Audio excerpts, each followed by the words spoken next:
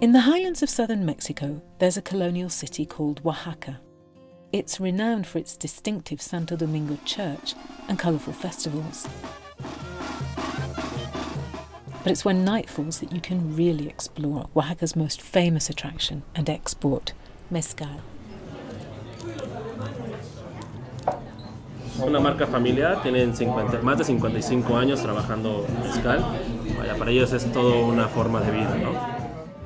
Like tequila, mezcal is made from the agave plant, but while tequila comes from just one species, mezcal can be made from dozens, which gives it a huge variety of flavours.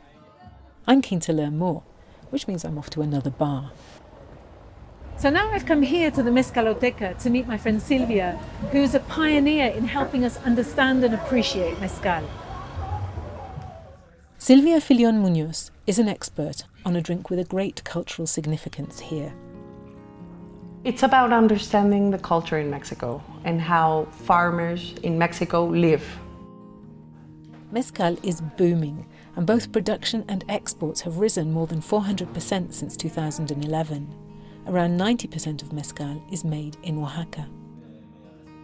Since mezcal got popular, the tourism has exploded. Mezcal sales globally only add up to less than 2% of tequilas, but Silvia is still worried about the rapid growth. If we don't take care of traditional mezcal, maybe we're in the verge of losing mezcal towards industrialization, which is the same story with tequila. What gives mezcal its distinctive smoky flavour is the way it's made. So next morning, I'm off to one of the more than 2,000 mezcal distilleries in the state.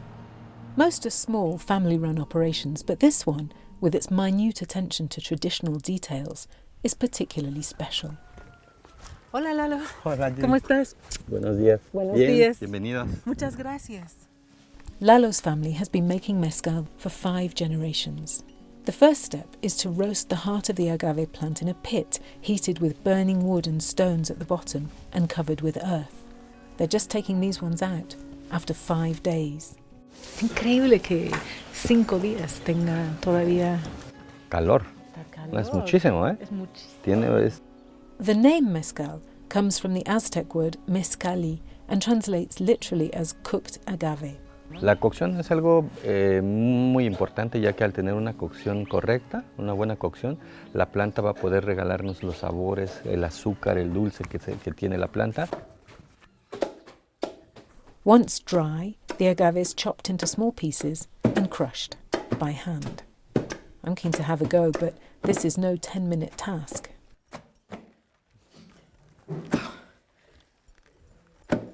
Pues ese trabajo es por 10 horas o 20 horas continuas. 10 hours or 20 hours, blimey. Gracias. Oh, easy. Easier.